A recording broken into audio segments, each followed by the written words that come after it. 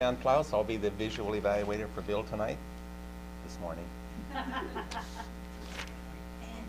Bill, when you got up here with that red shirt, I thought matador. I thought we're going to see a bullfight here. That was an excellent way to start that speech. You had so many good things that were visual. I have 12 of them down here that I'm going to run over a few of them real quick. You start up by holding the red shirt. Separation anxiety. You moved your arms apart when you were describing that. Skyrocketing. You raised your hand up like this. Shootout. You know, he had two pistols here. He didn't say the word shootout, and I can't remember the phrase he used, but he had two pistols here in his hand. I thought that was really good. And you said logic our way, and you sort of tumbled your arms like we were trying to get the logic, you know, to fall out of the barrel or flow through it or something. I thought that was really good. You moved from side to side of this table up here. Of course, you tower. That is also, I think, a big plus. You were well over the books.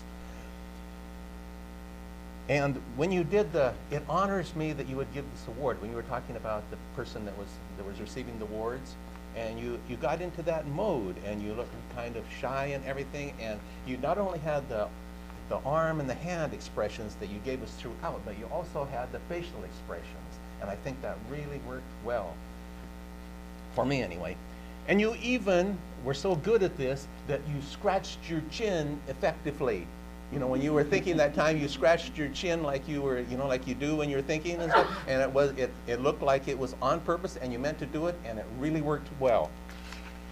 A few of the things I would like to go over that I think would help improve this, and it took 2 pieces of paper to do this, by the way.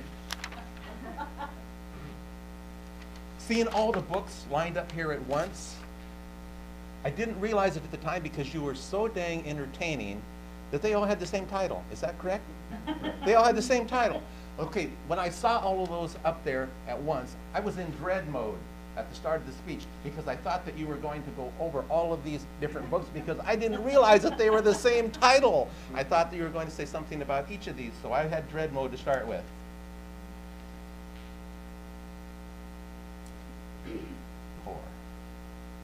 I wanted to know how much content was in those books. I wanted you to open up one of those books and show me if I was going to spend hours and hours, you know, deciphering this stuff, or if it was a short thing. I needed to know that information before I'm going to buy it. I need to know how much time I'm going to spend. I also need to know how big the print is, but that's a different story.